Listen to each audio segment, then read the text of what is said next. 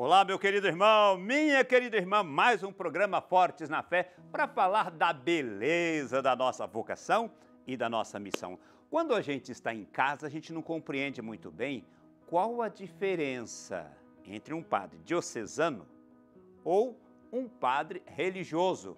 Tem diferença e é importante que a gente saiba que é um padre religioso e um padre diocesano. Para você também aprender, acompanhe conosco essa matéria.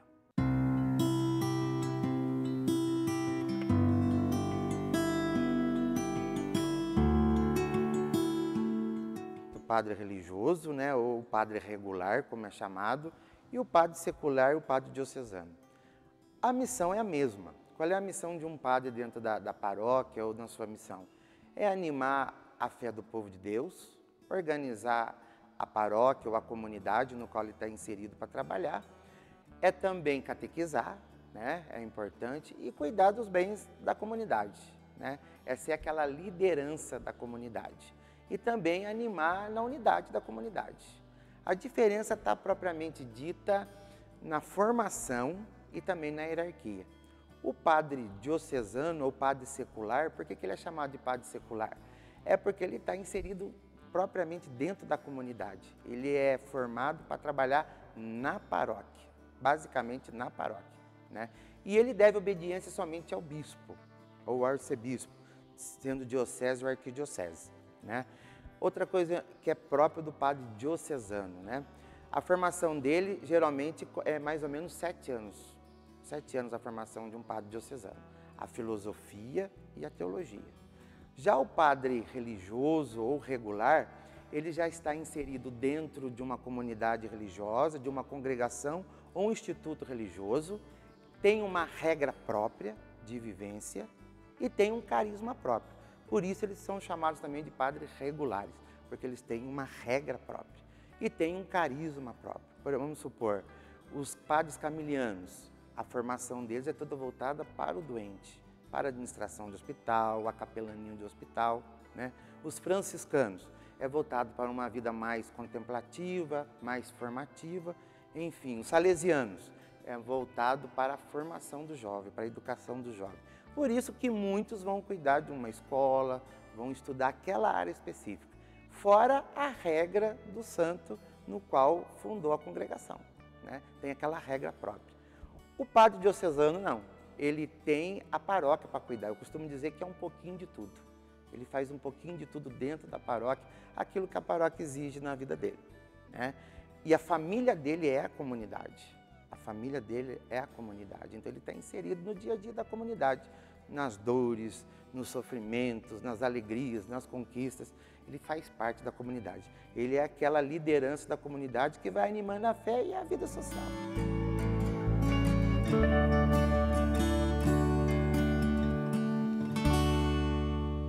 Agora, o padre religioso, né, como eu disse, ou regular, que o pessoal costuma dizer, ele já tem aquele trabalho específico. Não que ele não possa também estar em uma paróquia. Pode sim, mas a gente sabe que o estudo dele, a formação dele, é específico para aquela área. Então ele vai puxar um pouquinho para aquela área, ou para a educação do jovem, ou para com os mais necessitados no hospital. E o diocesano não, é um todo, é uma gama de trabalho como um todo. Em matéria de trabalho, é tudo igual, né? Agora, na formação e na hierarquia, a gente tem essas diferenciazinhas aí. Não significa que um não pode também entrar no trabalho do outro, não.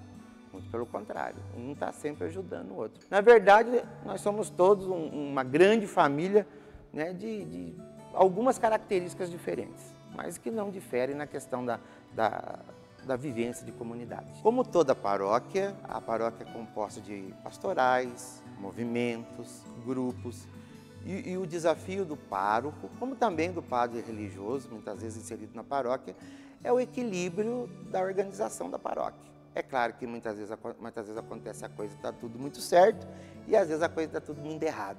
Aí vem aquela famosa pergunta da vida do sacerdote. Acabou a missa, todo mundo foi embora e tem a vida de solidão. Essa vida de solidão existe tanto muitas vezes na vida do sacerdote diocesano como também do religioso. Vai de nós não ficar muito tempo ou não ficar bitolado dentro de casa, trancado dentro de casa, pensando que a vida não existe lá fora. Muito pelo contrário. Como a família do padre diocesano, como também do religioso, é a comunidade em que ele está inserido, nada contra o padre ter o convívio lá fora. Quando uma pessoa ela entra para o seminário, seja religioso ou diocesano, ela também tem que ter essa formação, que a solidão vai fazer parte muitas vezes. O importante é a gente não deixar essa solidão falar mais alto a ponto de virar uma doença física ou psicológica, né? A gente sempre tem que estar em contato. O ser humano, por si só, ele nasceu para viver comunidade. Agora, não é se isolando do mundo que a gente vai viver Deus. Não, muito pelo contrário. O melhor lugar de viver Deus é na comunidade. Nos conflitos, nos acertos, nos erros, tomando consciência daquilo que somos, da importância que somos, né? Como um pai de família. Todos nós temos que zelar pela nossa caminhada, zelar pela nossa missão, pela nossa vocação. Gosto muito das palavras de Paulo. Posso tudo, mas nem tudo me convém dentro daquilo que assumi para a minha vida. Uma preocupação que nós estamos observando, e é muito importante, é que nós também envelhecemos, né? E a gente está vendo que a igreja está começando a criar essa percepção da importância do acolhimento nosso enquanto idoso, né? Enquanto a gente está maduro, está novo, a gente se conduz e vai caminhando por nós, mas chega uma hora que a gente precisa do outro para poder essa convivência. Graças a Deus, nas congregações e também na vida diocesana, já está tendo esse interesse de fazer casas de apoio para os padres idosos, né? Muitas vezes as paróquias acolhem, né, os idosos também, de um modo também de continuar participando da vida de comunidade, né? E a gente não pode dizer que o próprio povo acolhe a gente, né? O próprio povo dá esse respaldo, não é nem tanto material, mas é afetivo. A gente sabe que, eu costumo dizer que nós somos muito mais afetivos do que racional. Se nos falta afetividade, o racional não vai caminhar bem. Mas graças a Deus, o povo de Deus também tem esse carinho, esse zelo pelo pastor. E acolhe, vai lá um dia, vai lá, conversa, um dia vai lá, leva um presente, leva um bolo, leva uma meia, enfim. É a parte afetiva que vai envolvendo a gente e vai fazendo a gente caminhar. Hoje acontece muito isso, os padres são inseridos em uma paróquia junto com outros padres, né? E na medida do possível ele celebra a Eucaristia, ele está presente na vida de comunidade, ou seja, é aquele paizão do padre novo, né? Se ele for esperto, o padre novo, ele vai pedir para o padre velho orientação para evitar de bater a cabeça. A própria comunidade que acolhe e a própria diocese que está começando também a ter essa preocupação com o mais idoso. Então é importante enfatizar isso e aproveitar e agradecer ao povo de Deus que tem esse carinho pela gente, né? E que valoriza o trabalho da gente, reza pela gente e muitas vezes dá esse suporte afetivo que é importantíssimo, é importantíssimo.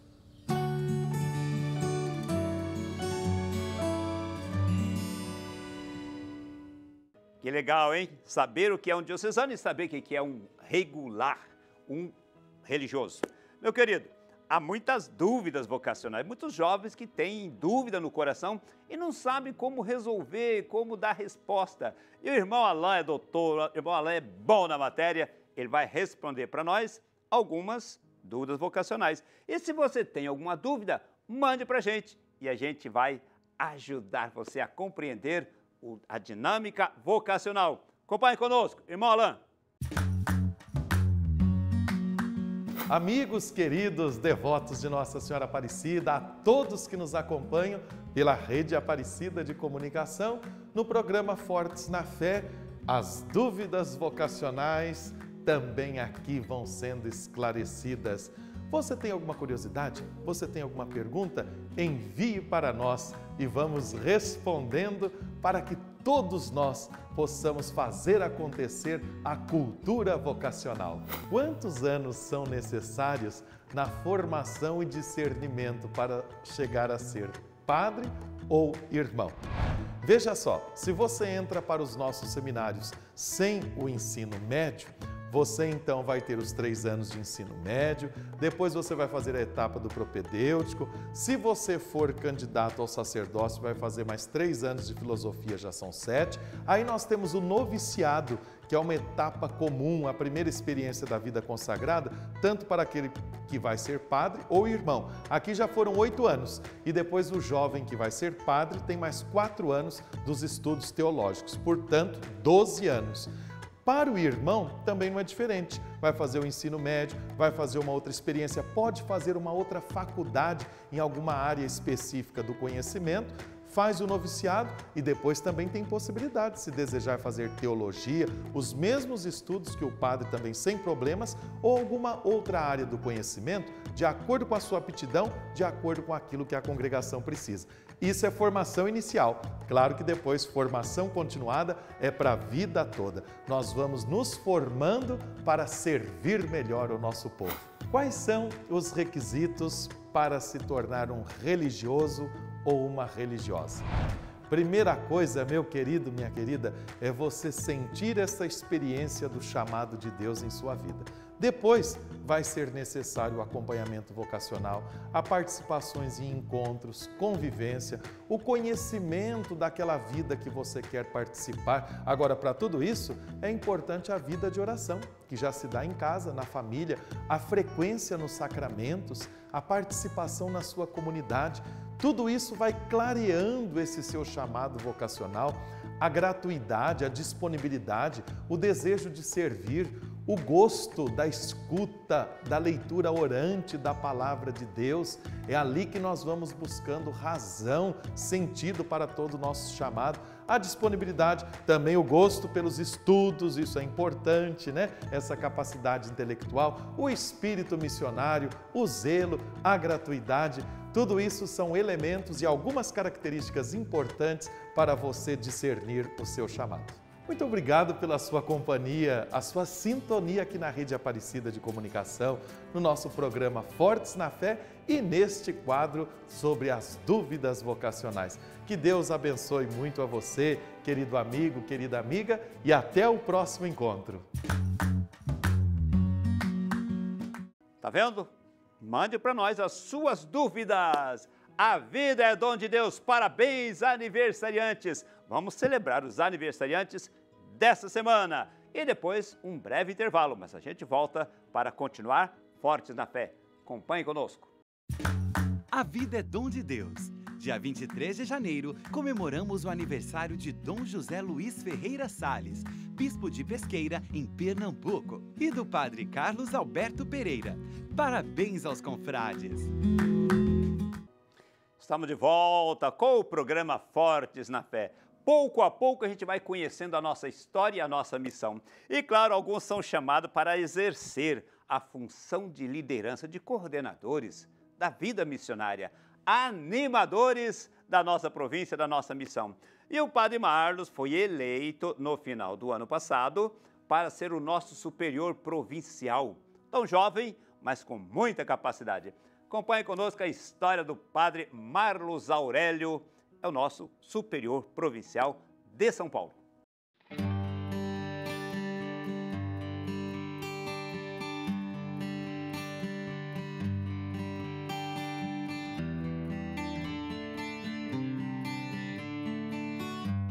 Olá, meu querido, hoje nós temos a oportunidade e a alegria de conversar com o padre Marlos Aurélio da Silva, é o nosso novo superior provincial. Marlos, que prazer tê-lo aqui no Fortes da Fé.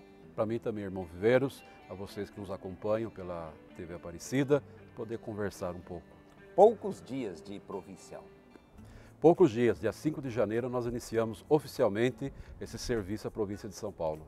O governo provincial, só para os nossos telespectadores compreender, a coordenação da província ela é constituída por um superior, que é você, e por um conselho. Como é que funciona isso?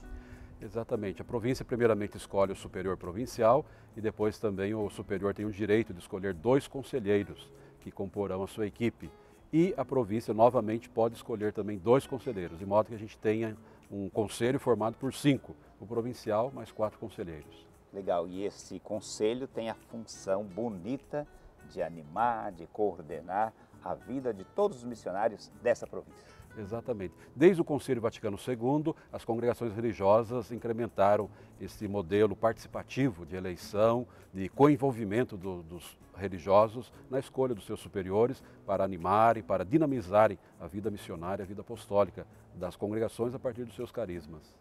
Ô, padre Marlos, você vai contar um pouquinho qual que é a função desse governo, como que funciona essa coordenação. Mas antes disso, gostaríamos de conhecê-lo um pouquinho. Você é natural de onde? Eu sou paranaense. Paranaense. Isso. Nasci numa cidade chamada Venceslau Braz, próximo ali da divisa de São Paulo com o estado do Paraná. É a primeira vez que temos um provincial paranaense na província de São Paulo? Acredito que sim, sim. Sou o primeiro. Padre Rogério foi o primeiro mineiro e eu o primeiro paranaense.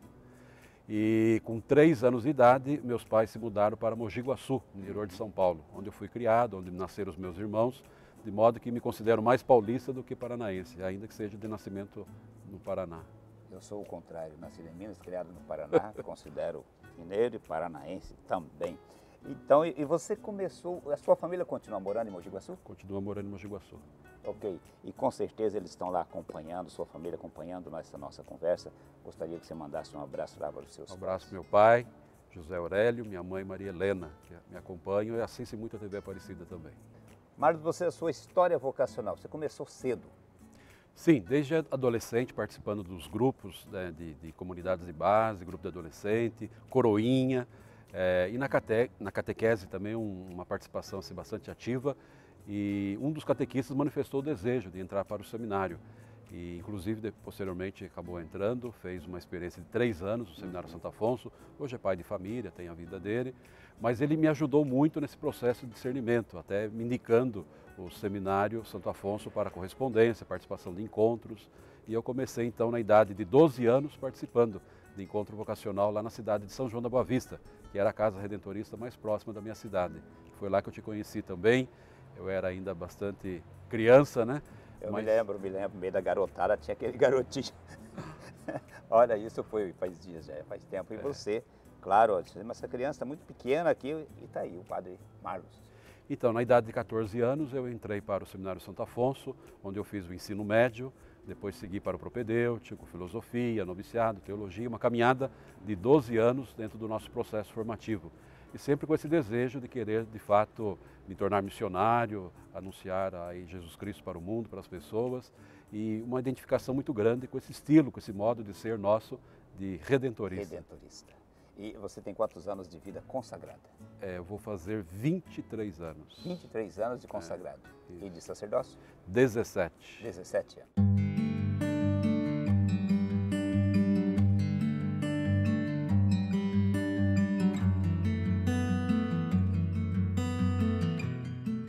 Quais foram os seus trabalhos, seus estudos após essa consagração, após a ordenação? Ao longo de todos esses anos, eu praticamente me dediquei mais à formação e ao magistério. A pedido aí da congregação, eu também, depois de formado, de ordenado, né, segui para os estudos de especialização, fiz o mestrado na Universidade Gregoriana, em Roma, voltei, lecionei durante 5 anos, depois, novamente a pedido aí de superiores, eu segui para o doutorado. Fiz lá os créditos em Roma, voltei, escrevi minha tese no Brasil, depois voltei para defender. De modo que, graças à província, ao investimento da congregação, pude cursar também o mestrado e o doutorado numa Pontifícia Universidade Romana, que é a Gregoriana dos Jesuítas. Isso tudo me estimulou cada vez mais também a servir a província dentro dessa área, né, formativa e do magistério, lecionando lá no nosso Instituto de Teologia. De modo que a minha vida praticamente não se resume, mas grande parte dela é consumida em vista disso, na formação. Obviamente que conjugando isso também com a atividade pastoral, né? Tive a oportunidade de morar em Aparecida 6 meses como basilical, preparando para ir para Roma, e finais de semana sempre atuando lá nas comunidades de periferia em São Paulo. Então a gente vai conjugando estudo, mas também uma prática pastoral, que é isso que dá alento, inspiração para a nossa vida missionária. E agora, muito recentemente, no final do ano passado, você foi eleito o superior provincial da província redentorista de São Paulo. Foi uma surpresa para você? Como é que foi essa experiência de tão jovem, né? Na província normalmente os provinciais já têm um pouco mais de idade, e você tão jovem, ser eleito o coordenador dessa grande província missionária? Por 2 outras ocasiões eu tive a oportunidade de pertencer ao grupo que coordena a província, que a gente chama de governo ou conselho provincial, né? Como conselheiro, uma vez escolhido pelo padre Luiz Rodrigues, que foi nosso provincial, e outra pelo padre Inácio, que deixou há pouco o governo, o papel de superior provincial. Então isso já, de certo modo, nos ajuda a adquirir um pouco de experiência, de visão, de conhecimento do interno da vida da província. Então era uma consequência, digamos assim, um pouco até natural, depois de termos adquirido uma experiência, de sermos vistos também como uma das possibilidades. Então, assumi isso realmente no espírito de serviço, de tentar ajudar. A nossa província é bastante grande, complexa, mas que possui também uma grande riqueza de pessoas e de trabalhos, de diversidade. Acredito que, do que eu conheço da congregação e daquilo que a gente ouve de outros confrades mais experientes ainda, de que a nossa província é uma das mais ricas nessa diversidade de trabalhos e frentes pastorais. Então, acho que é nesse espírito que a gente assume também esse serviço que nos colocaram, né? A missão é bastante desafiadora, árdua, mas a gente sabe que pode contar também com a ajuda de tantos confrades empenhados, dedicados nesse serviço. E aí entra bonito isso, né, Marlos? Quer dizer, eleito não é para mandar, mas para servir. E nessa missão de coordenação, os desafios são grandes, porém a graça de Deus também é grande. E aí, qual é a principal missão de um provincial, de um conselho provincial, nessa diversidade tão grande de nossa província? Qual que é a principal missão dele?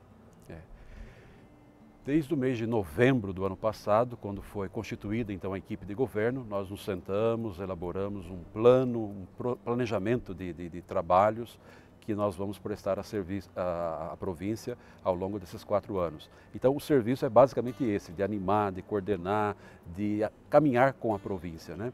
Mas para isso a gente tem que estabelecer algumas metas, algumas prioridades, alguns objetivos. E nossa equipe de governo, nosso governo provincial colocou como 4 metas, 4 prioridades ao longo deste quatriênio. A primeira delas é a vida fraterna, a vida comunitária. Nós somos religiosos, né? Nos sentimos uma comunidade de irmãos. E é esse o grande desafio para um mundo, às vezes, tão marcado pela adversidade, pela concorrência. Queremos, de fato, abraçar o nosso trabalho nos sentindo irmãos, realçando a fraternidade entre nós. Depois, uma segunda prioridade que nós estabelecemos, a vida missionária, apostólica, pastoral. A congregação, a província de São Paulo, existe em razão disso. Então, se é da natureza da própria igreja ser missionária, igualmente a índole da congregação redentorista é missionária. Então, queremos cada vez mais nos dedicarmos com afinco, com total empenho realmente para que a missão aconteça a partir aí das frentes que nós temos. E uma terceira prioridade, que acredito que foi sempre importante ao longo de toda a vida da história da província, a formação, tanto a inicial quanto aquela continuada, né? Assim como no governo civil, a educação é fundamental, imprescindível também para a vida religiosa. Então, um investimento grande de dinheiro, de pessoas envolvidas na formação, mas também a província pensando linhas políticas para garantir essa formação sólida, consistente que nós necessitamos para os dias de hoje. E uma quarta prioridade, que na verdade é aquela que perpassa as 3 anteriores e que está aí no momento para toda a congregação, não só para a província, a reestruturação, que nós até chamamos com outro nome, baseado num documento do governo geral, a primeira comunicanda deste sexênio, chamando aí esta dimensão de revitalização. Então a reestruturação é para dar nova vida, novo vigor para a missão que nós queremos desempenhar enquanto redentoristas. No mundo marcado por tantas complexidades, é preciso então que a gente possa unir forças, né? E sobretudo otimizando recursos, pessoas, em vista dessa missão que queremos que tenha continuidade e que é atual, que é pertinente para o tempo que vivemos. Quais são os grandes desafios que você percebe nesse processo todo? A gente tem inúmeros desafios, mas alguns deles que a gente pode colocar, vivemos num mundo marcado aí pela desigualdade, pela pobreza, todo um temor, né, de volta a modelos sociais que nós pensávamos já termos superado. Depois, uma grande dificuldade de envolvimento e até mesmo de atingir algumas camadas da população, no que se refere a jovens, pessoas que estão indiferentes à religião, à igreja.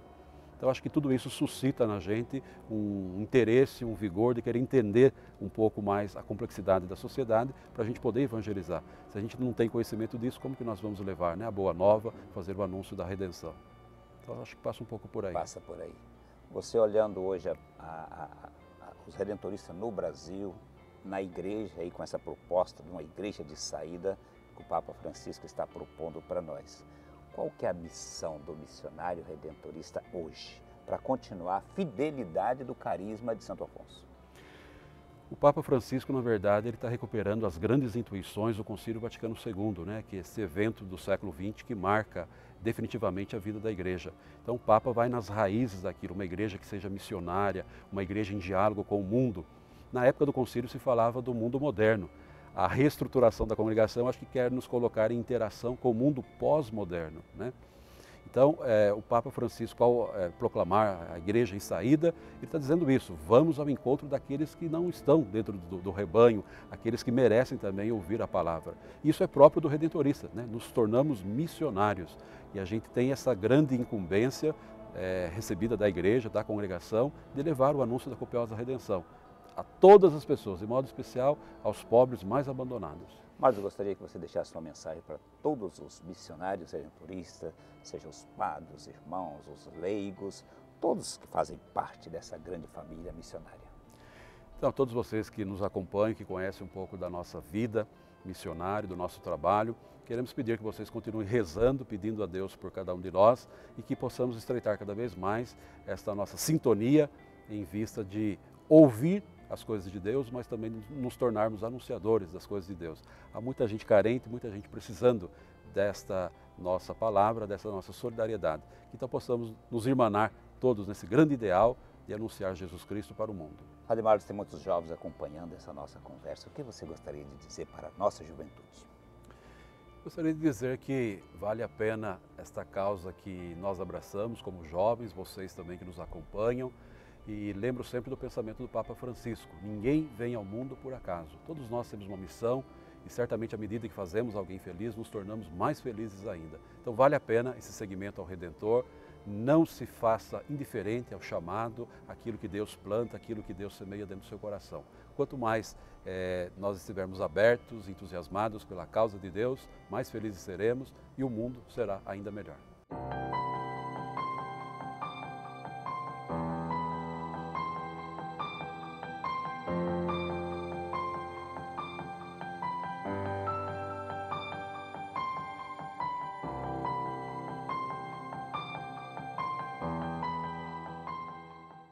Parabéns, Padre Marlos, que Deus abençoe a sua missão como coordenador da nossa província.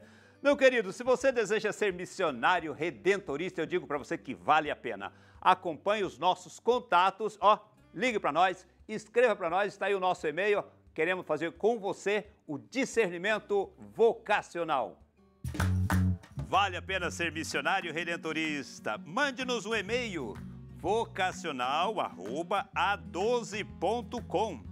Você pode também escrever-nos uma carta, Caixa Postal 51, CEP 12.570-970, Aparecida, São Paulo. Ligue para nós, 0 Operadora 12 3105 2245. Que você seja muito abençoado por Deus. Seja conduzido pelo Espírito Santo. Seja guardado, amado por Nossa Senhora Aparecida. Por isso, vamos nos abençoar. O Senhor esteja convosco. Ele está no meio de nós. Por intercessão de Nossa Senhora Aparecida, de São José, de todos os nossos santos e santas, derrame sobre todos nós a bênção de Deus Todo-Poderoso. Pai, Filho, Espírito Santo. Amém. Grande abraço para você. Fiquem com Deus. Fiquem com as bênçãos da Mãe Aparecida. Fiquem na paz.